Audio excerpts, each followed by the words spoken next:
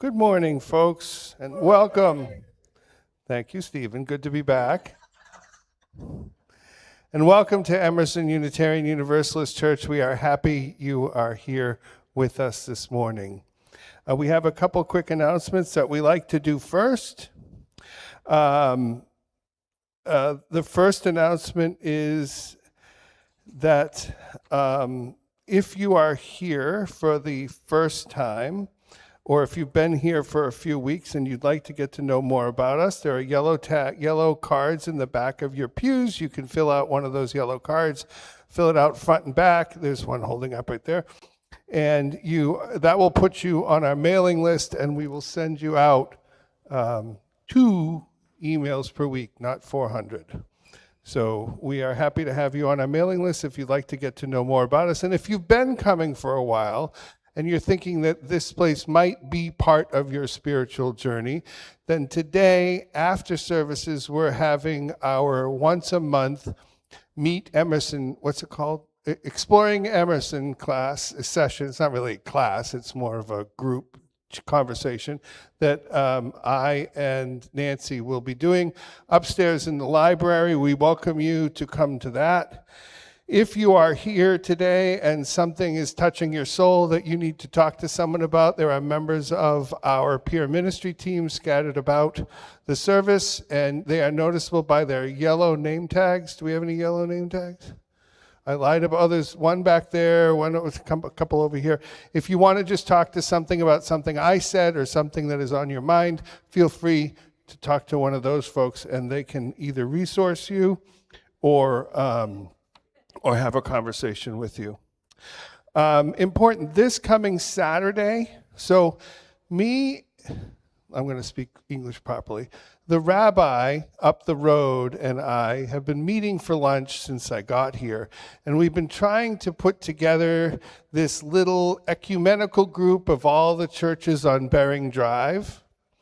And we're having our first thing that we're doing together, and it's this Saturday. The Bethel Church, which shares the car park with the synagogue up the street, they're doing this thing where they're packing food, and they would like help. They like 125 people to come, and I said, well, I can't bring 125 people, but I can bring some people. So Francine and I are going to go over there on Saturday morning and help pack food. Now, the reason I'm saying that here to you now is because something got kerfuffled, and it was supposed to be posted on Facebook to remind you guys because they want you to sign up.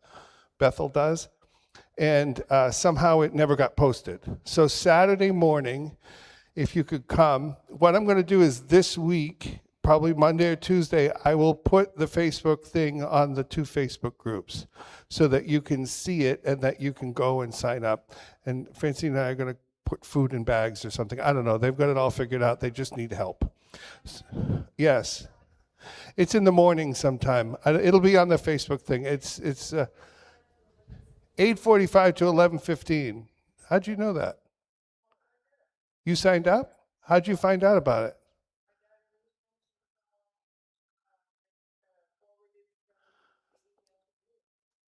Oh.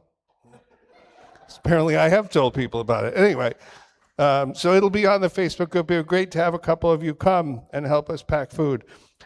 That's good news. The other thing that I have to tell you about today is I know that a lot of you, there's a grapevine here, and a lot of you already know this, but I need to make it official, that our beloved music director, Julia Morsher, is leaving us. So I know a lot of you already know that, and Julia will be here for another couple weeks, and we have a search team actively looking for a replacement for her. Not that we can replace you, but we can find someone to come close. We will find a successor. Ooh, that's very good. We will find a successor, not a replacement. So we will be having a celebration of ministry here with Julia coming close to I think on the 16th, we said, right? So that's bummer news. Julia, we've appreciated the time you spent here. We'll have a nice celebration of you, but I just needed to make it official. So I knew a lot of you already knew that, but now you officially know that. So, okay, help yourself. I just wanted to thank you, Reverend Ed. I'm not leaving you, though. I'm not leaving. I just am changing my role. So I'm still here. I just will participate in different ways moving forward. Y'all can't get rid of me, is what I'm trying to say. Right. All right. After a period of absence to allow the new music director to settle in, Julia hopes to rejoin the choir and the church as a member rather than as staff. So that's actually really kind of nice, right? Right. Okay. Okay. That's all we have for announcements. And now I would invite Chris to bring us into the formal part of our service. Thank you.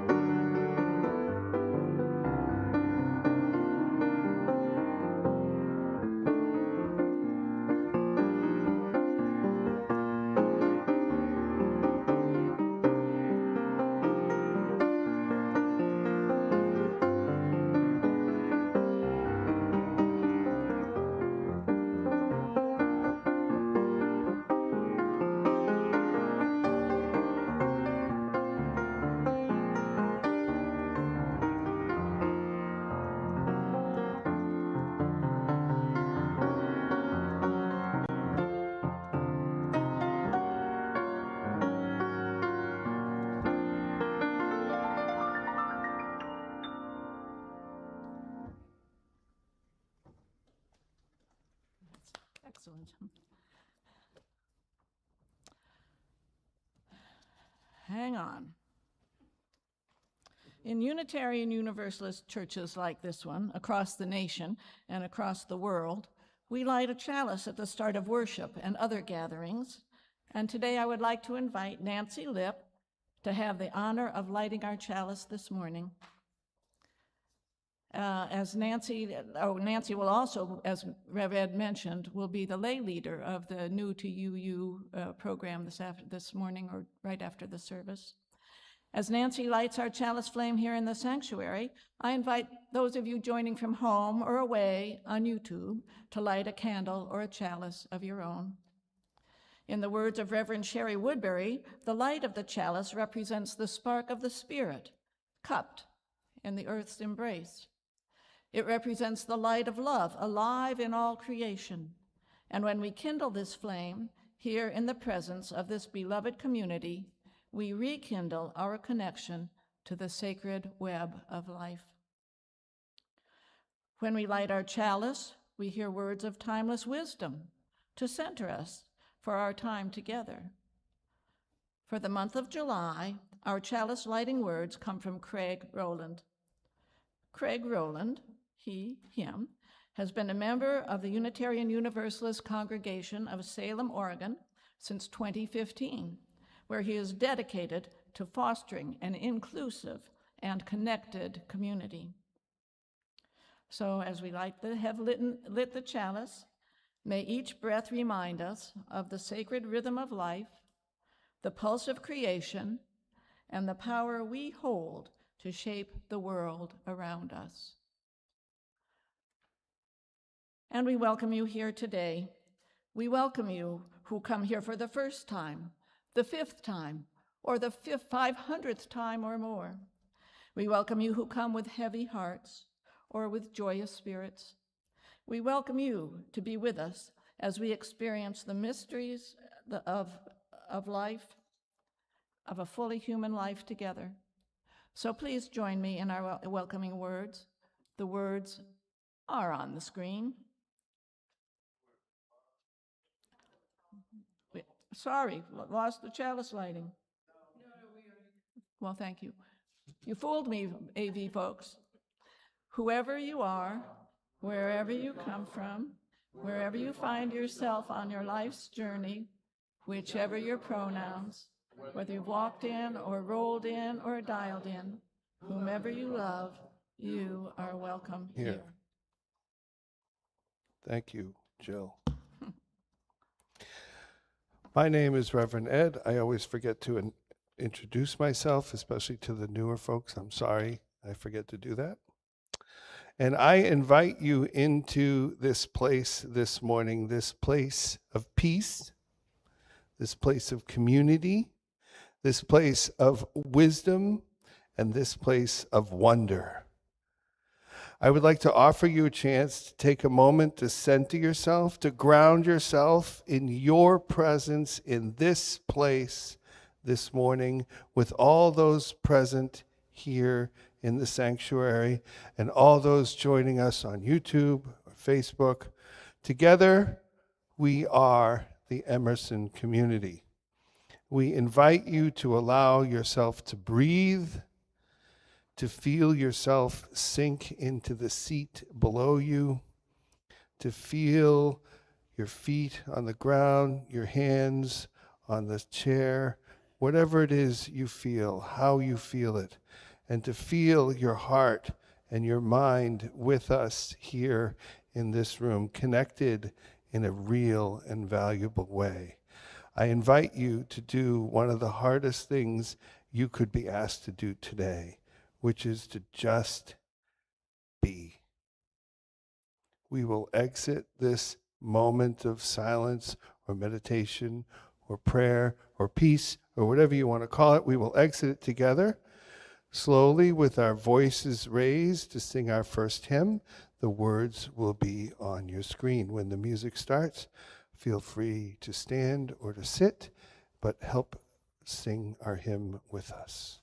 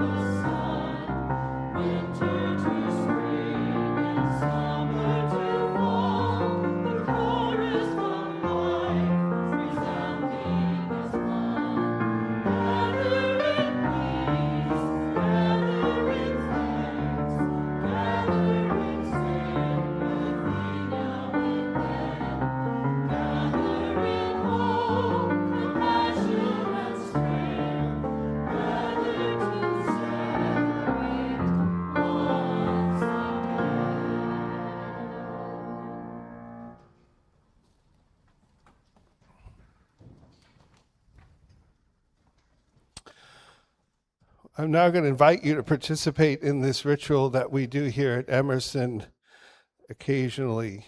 This is a ritual of sharing joys and concerns. So if you are carrying a sorrow or a concern on your heart or in your mind as you enter the building today, we invite you to come and light a candle and put it in the bowl. And if you are carrying with you a joy or a celebration or a love, we also invite you to come and celebrate that joy with us by lighting a candle and putting it in the bowl. You're not obligated to do this, but it is a celebration that if you are willing to participate, we'd love to have you do it. So we invite everyone who is carrying a joy, carrying a concern, to come and share it with us today.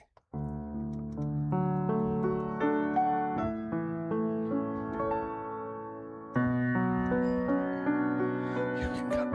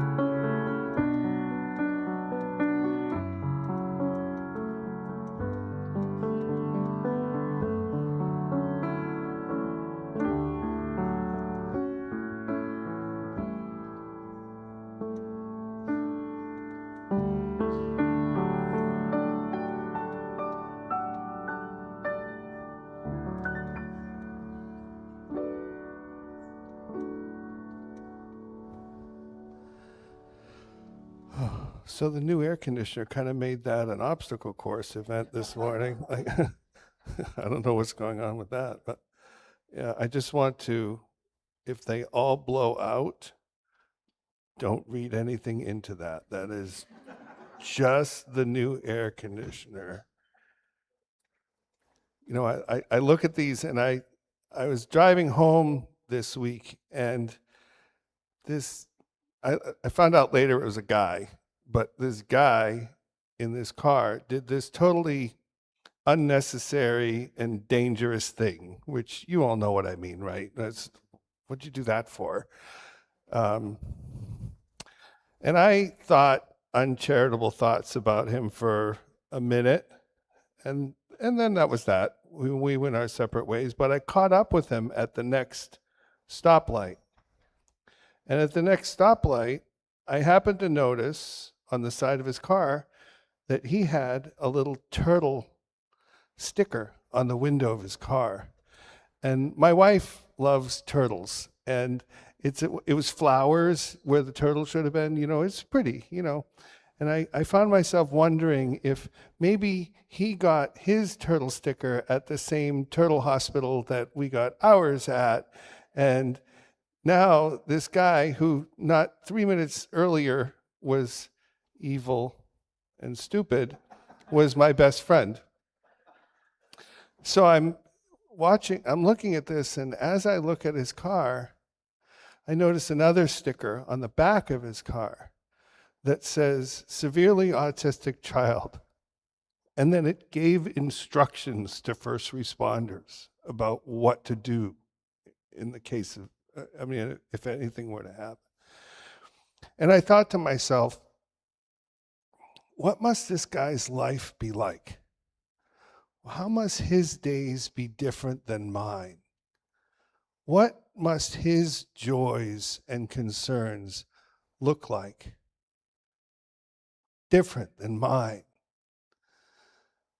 And I remember back to South Carolina, a minister I worked with quite a bit in South Carolina. He was the minister of the second oldest black church in South Carolina. It was in Clemson, and it was, and his name was Emmanuel Fleming. He's still a minister. But he used to do this part of his service where he'd have his people look at each other and say, "You don't know me."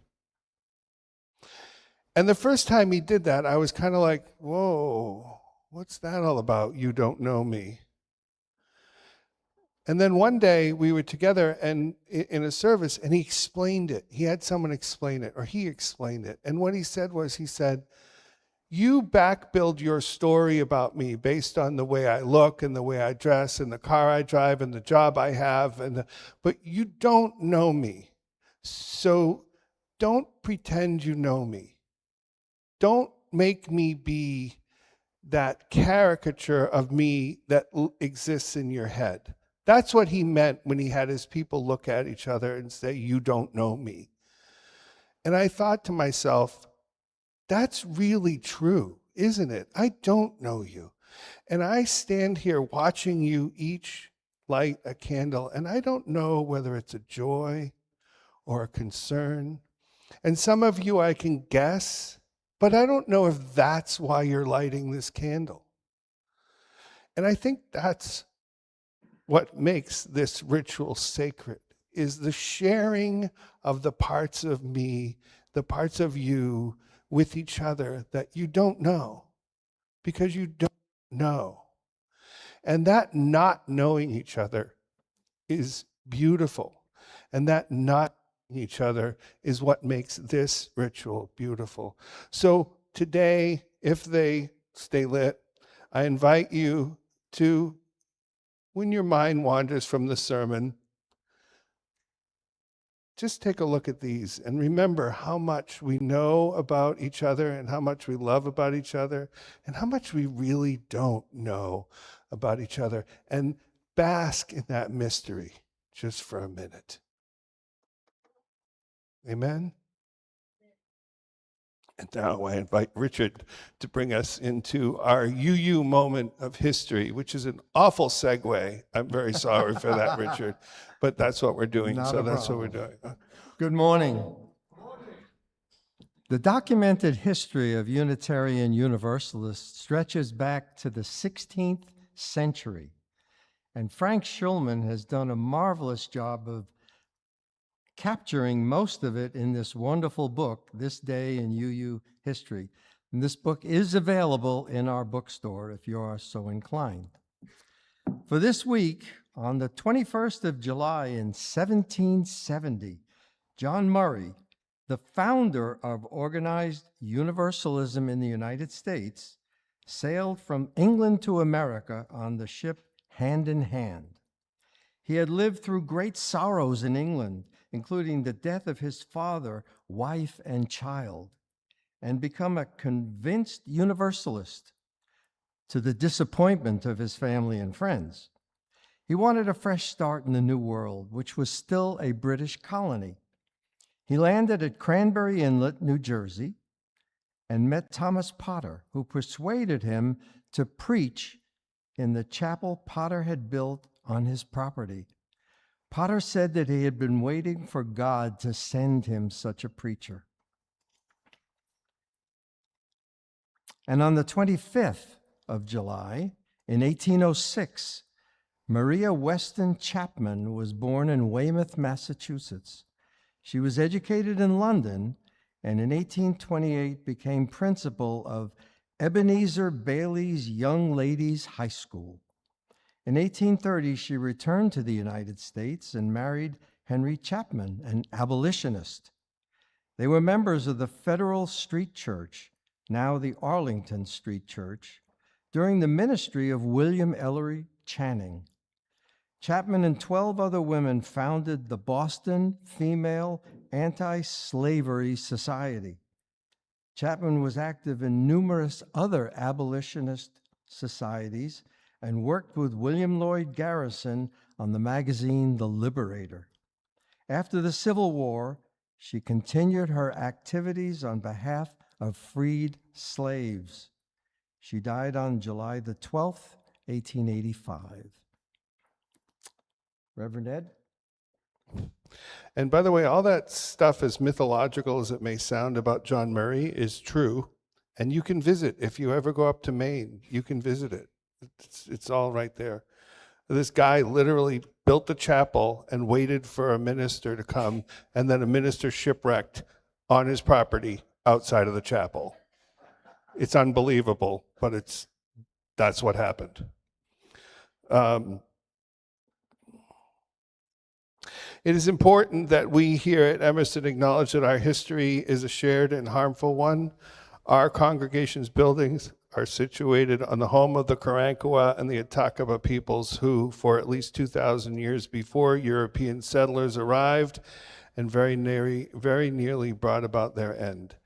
May we recognize, uplift, and support Indigenous voices and communities in our work as a congregation. And our opening words this morning come from His Holiness, the 14th Dalai Lama.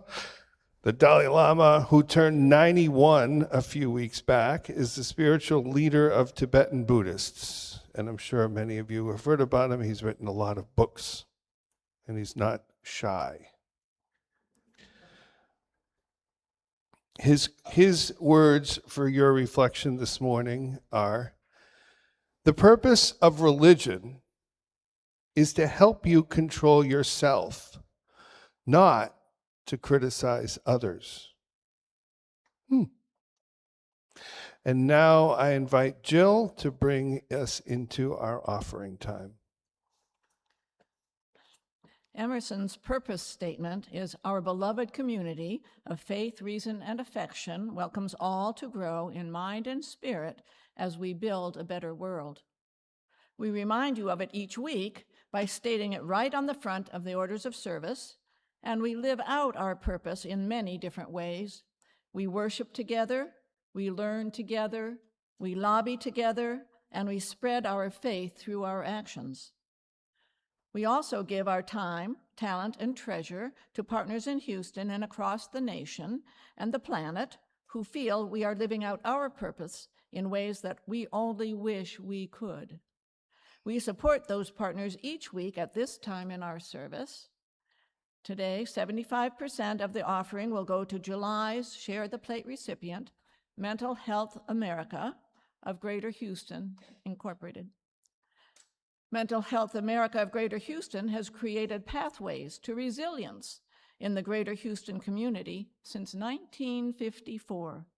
The organization connects individuals and families to quality mental health care, equips communities with education and advocates for legislative solutions, and provides peer-to-peer support for veterans. Through this comprehensive approach, MHA of Greater Houston strengthens systems of care and advances mental well-being across the region.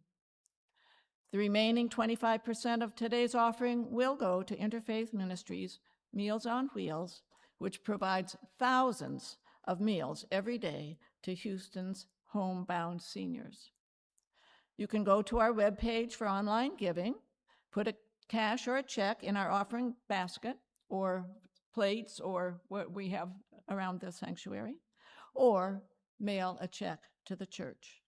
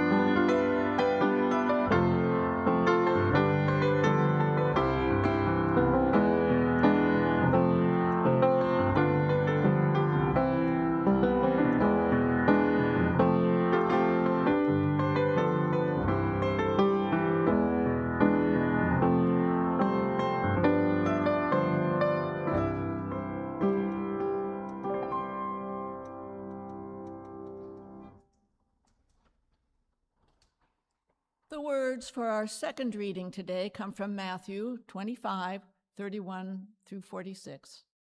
These words today are from the Christian scriptures, and today we will be reading from the Message paraphrasing. When he finally arrives, blazing in beauty and all his angels with him, the Son of Man will take his place on his glorious throne.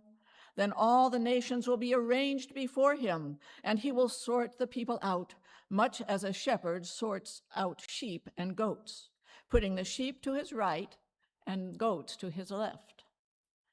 Then the king will say to those on his right, "Enter, you who are blessed by my Father. Take what is coming to you in this kingdom. It has been ready for you since the world's foundation, and here is why. I was hungry, and you fed me. I was thirsty, and you gave me drink. I was homeless, and you gave me a room. I was shivering, and you gave me clothes. I was sick, and you stopped to visit. I was in prison, and you came to visit me." Those sheep are going to say, "Master, what are you talking about? When did we ever see you hungry and feed you, or thirsty and give you a drink? And when did we ever see you sick or in prison and come to you?" Then the king will say, "I'm telling the solemn truth. Whenever you did one of these things to someone overlooked or ignored, that was me. You did it to me." Then he will turn to the goats, the one on his left, and say, "Get out, worthless goats. You're good for nothing but the fires of hell." And why? Because I was hungry, and you gave me no meal. I was thirsty, and you gave me no drink. I was homeless, and you gave me no bed. I was shivering, and you gave me no clothes. Sick and in prison, and you never visited. Then those goats are going to say, Master, what are you talking about? When did we ever see you hungry or thirsty or homeless or shivering or sick or in prison and didn't help? He will answer them, I'm telling the solemn truth. Whenever you fail to do one of these things to someone who was being overlooked or ignored, that was me. You failed to do it to me. Then those goats will be herded to their eternal doom, but the sheep to their eternal reward.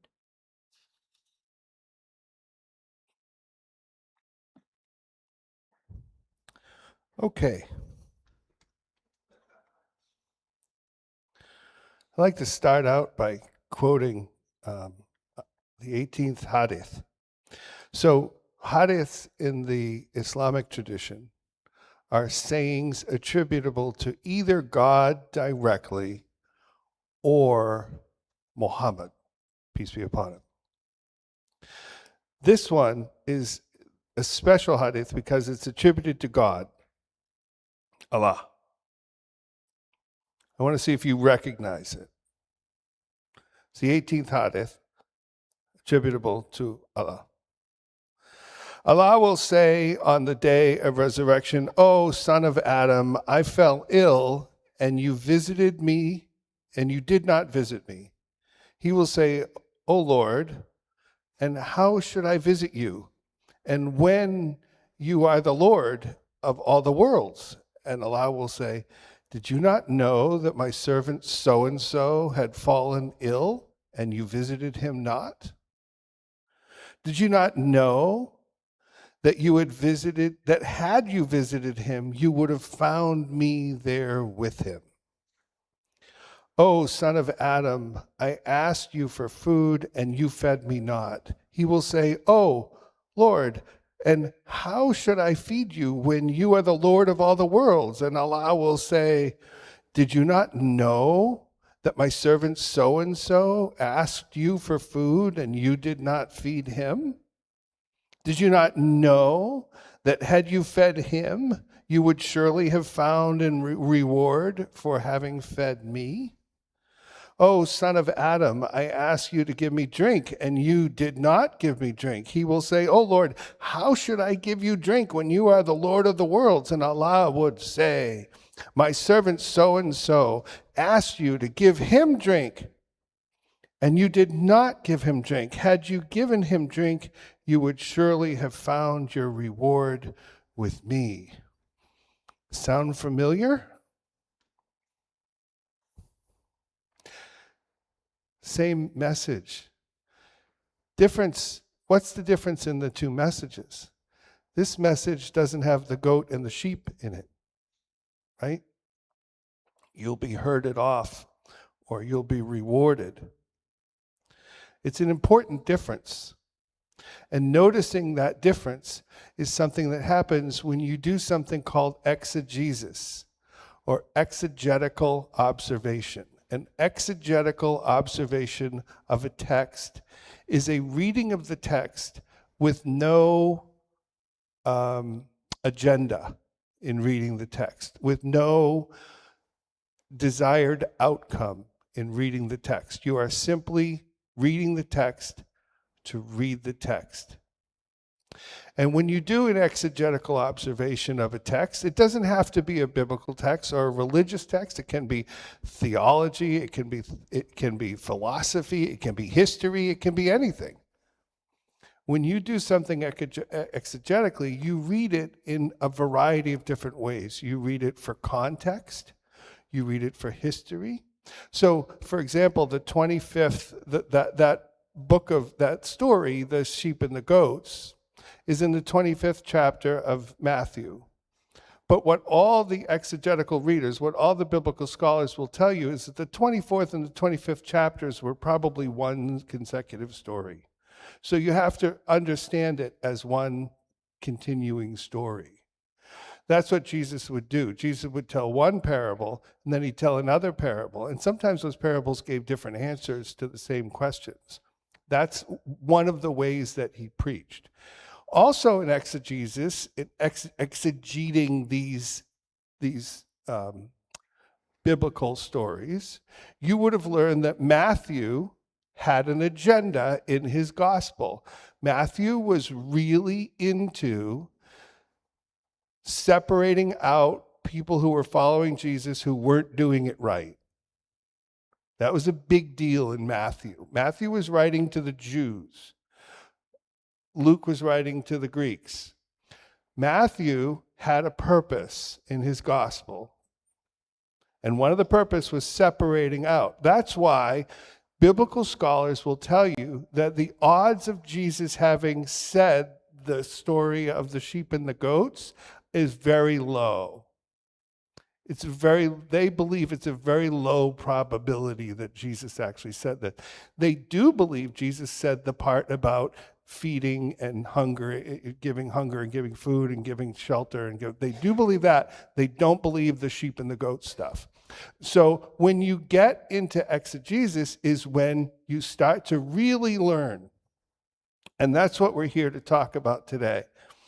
I think it's really interesting that basically the same story, the Islamic story and the Christian story, the Islamic story has no mention of heaven and hell and sheep and goats and all this other stuff. They stripped that all out. They must not have felt like that was important, right? That's what you do when you do exegesis. You look at it and you say, why? Why did they do this? I find that very interesting, which is probably why I'm a minister. I know a lot of you don't find that interesting, but it's my mic for at least another 10 minutes, and you're stuck with me and my interests for a short amount of time. The problem with exegesis, or exegetical observation, is when apologetics bleeds into exegesis. So apologetics is another way of reading texts. When you read texts apologetically or in an apologetic mindset, what you are doing is you are reading the text to support a position. So what you are doing when you do apologetics is you're saying, you're making a statement, and then you're rummaging through, in this case, the Bible, to find things that support your viewpoint. Exegesis and apologetics are on opposite sides of the analysis framework. But people don't know that, so they blur.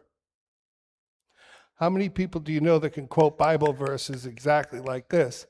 And those Bible verses just happen to support every worldview they have. How convenient is that? Do you know the Bible verses that discredit your viewpoint? I'm going to guess you don't, do you? Well, thankfully I'm here. So let's go back to the story of the sheep and the goats. The sheep and the goats, exegetically or apologetically, blurred, I don't care how you say it, there are two camps of people that read the sheep and the goats. There's one camp of people who, way over here, they decide that what this means is predetermination is true.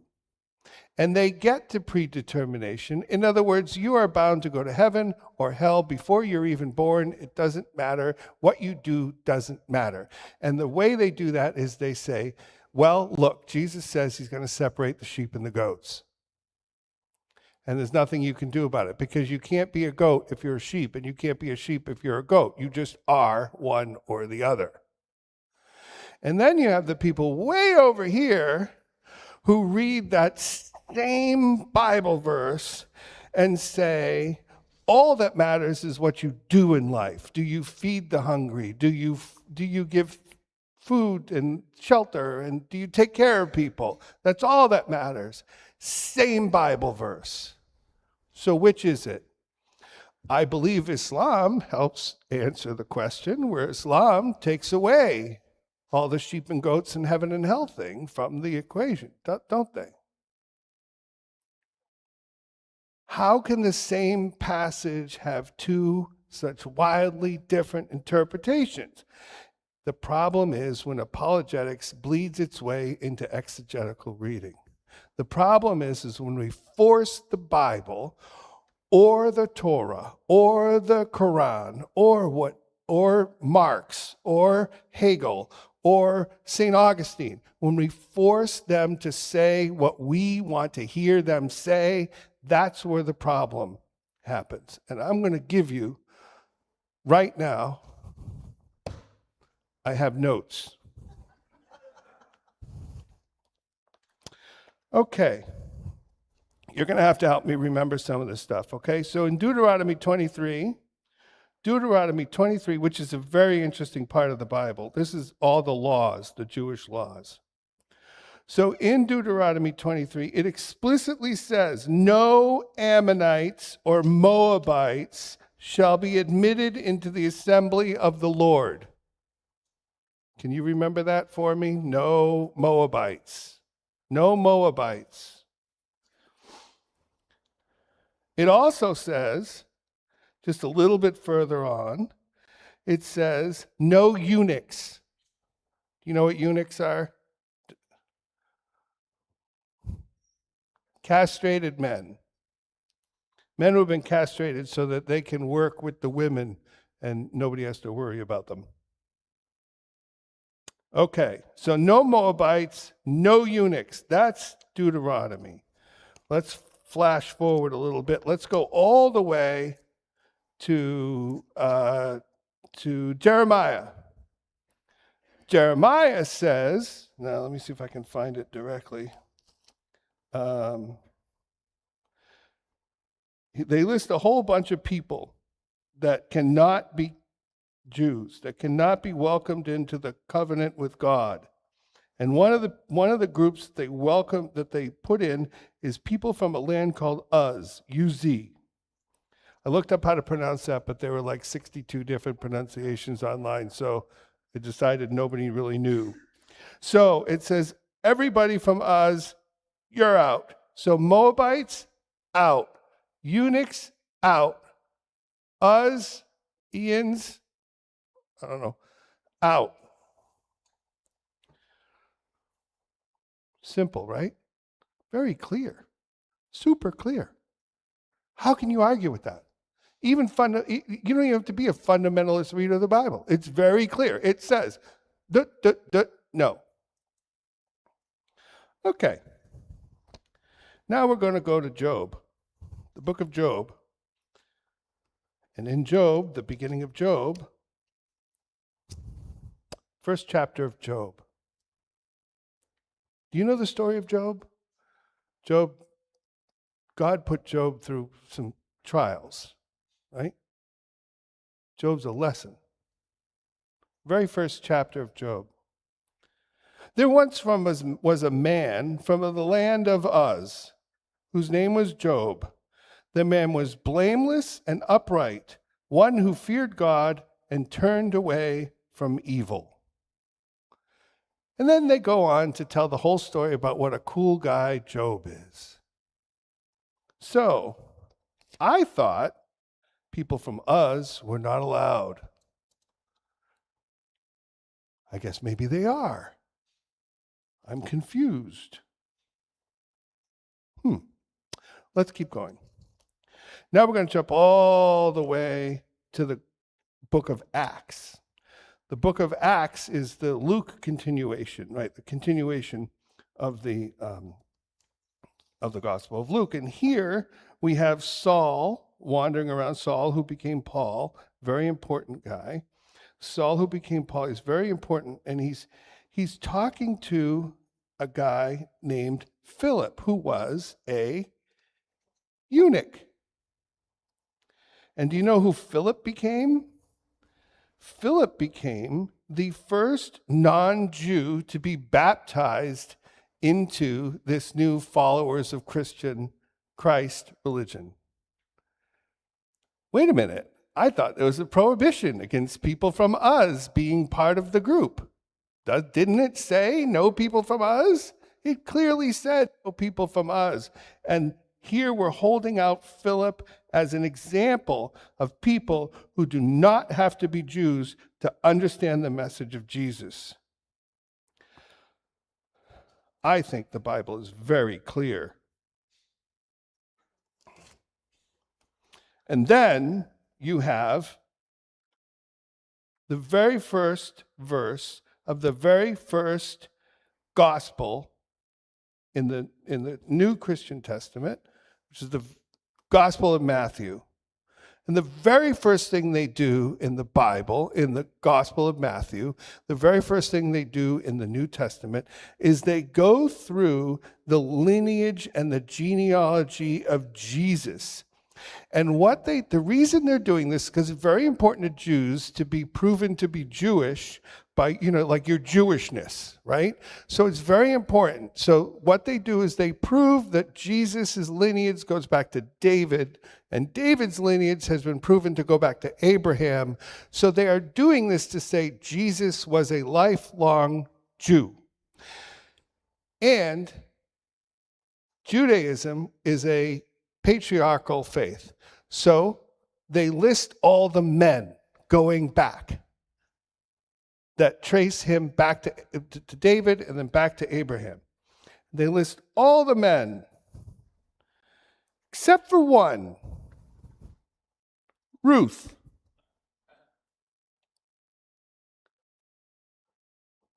Why did they list Ruth? Why did they have to list Ruth? Because they couldn't get in the lineage using Boaz, Ruth's husband. But we knew from the story of Ruth, go back in the Bible, there's a whole story of Ruth that says that Ruth, I think I lost my sheet on Ruth, but Ruth married this Boaz guy, and that's how Jesus gets to Abraham, is through Ruth. But Ruth was a Moabite. So not only is the Bible super clear, it's super clear on this side, and it's super clear on this side. It is super clear that there are no Moabites allowed, but it is super clear that the only way we get Jesus back to Abraham is if we include a Moabite. You may be shaking your head. Why is this so important, Reverend Ed? You're kind of boring me here a little bit. And let me just tell you why it's important. Because I think the Bible's right. I don't preach on the Bible as much as I want to because I can read the room. But I do think the Bible is very clear. The Bible is very clear. It says, if you read one line at a time, now you're apologetic. But if you want to be exegetical about the Bible, what it says to you is it says we will learn. It says we will grow. It says we will change our minds. It says we will love and honor our ancestors and we will disagree with them. It says that the Bible is very loud and clear. If we can just resist the urge to use it to enforce our will. If we can just resist the urge to resist using it because other people have misused it. Don't let their misuse of a book scare you away from it. What did Marx say about religion? Do you remember what Marx said about religion? Opiate of the masses, right? And what did you learn about that? You learned that's what makes communism and socialism anti-religious, right? Here's the whole quote. Religion is the sigh of the oppressed creature, the heart of the heartless, the heart of a heartless world, and the soul of soulless conditions. It is the opium of the people. What is he saying about religion? The religion gives you comfort. Religion is it is the soul of the soulless world. So what did you learn about Marx, and what does it really say? What did you learn about the Bible, and what does it really say? When you heard the story of the sheep and the goats, did you do what I did, which was to go, oh, no, I'm not listening? That's what I did. And then I went to seminary, and they taught me not to do that. But that's the truth. The truth is the Bible and all these other things that we read, especially the Bible, because that's what we're here to talk about today. The Bible is 100% right. It changes its mind over and over and over and over again, just like you and I do. Do you believe now what you believed when you were 25? God, I hope not. Right? What's that joke? If you believe at 50 what you believed at 25, you've wasted 25 years. Right? Allow the world, because here's the truth. The truth is that we will change our minds. The truth is, and here's the truth, okay? Unitarian Universalism calls it transformation. Transformation is inevitable. We do it together, we do it alone. The Bible is very clear. How you interpret the Bible, however, says more about you than it does about the Bible. So when you reject it, and which I know a lot of you do, and I'm not here to cause harm on that.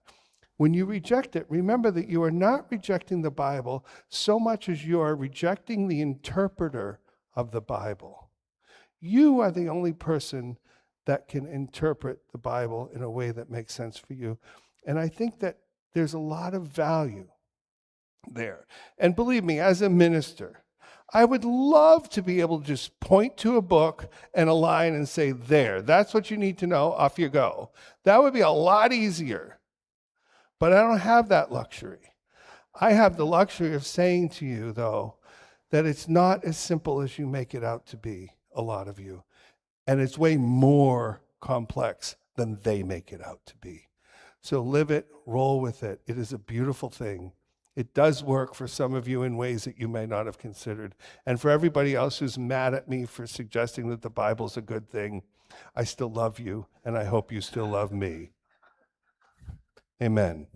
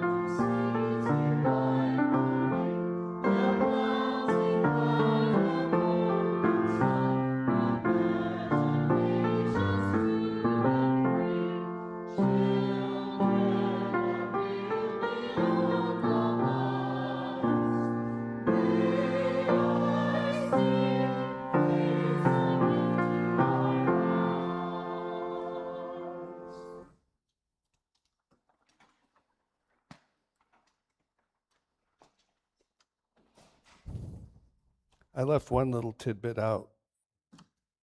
I want to read to you.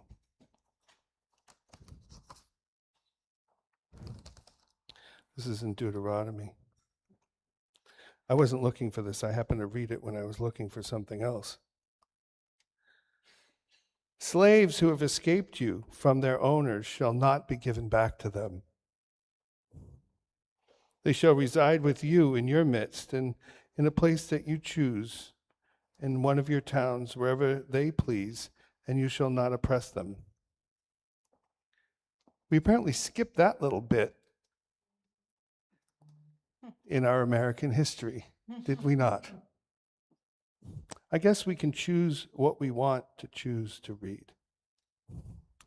And now, my friends, our time is coming to a close.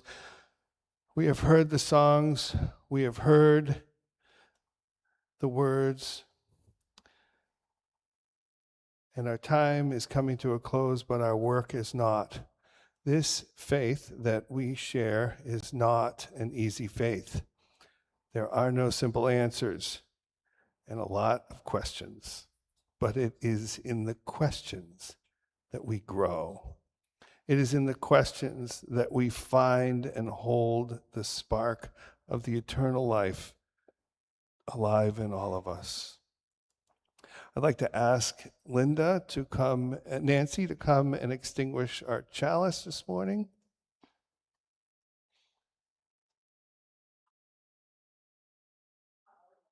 I know. I learned her name wrong when I got here 3 years ago, and I can't undo it. May we, in the course of our week to come, keep love at the center of our lives and at our thoughts and at our actions. May our shared values of interdependence, pluralism, justice, transformation, generosity, and equity guide our every decision. May we have the strength to do all of this and to have fun doing it. And may our lives be our best worship. Amen.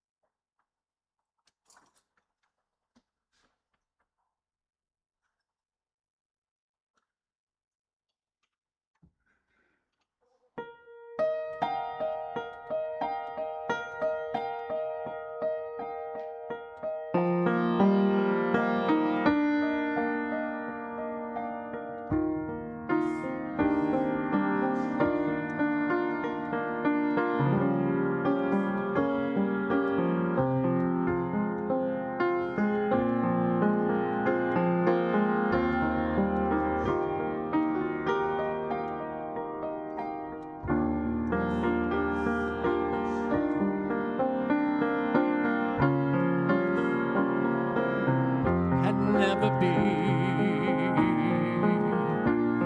the world they see.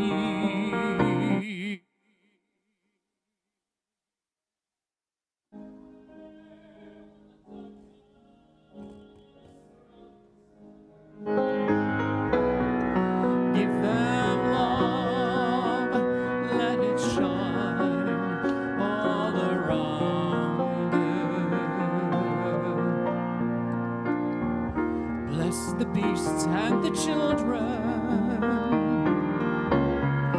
Give them shelter from a storm. Keep them safe. Keep them warm. Light their way when the darkness surrounds them. Give them love, let it shine all around them.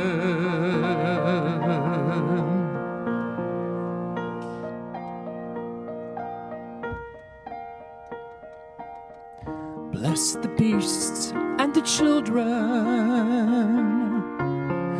Give them shelter from a storm. Keep them safe.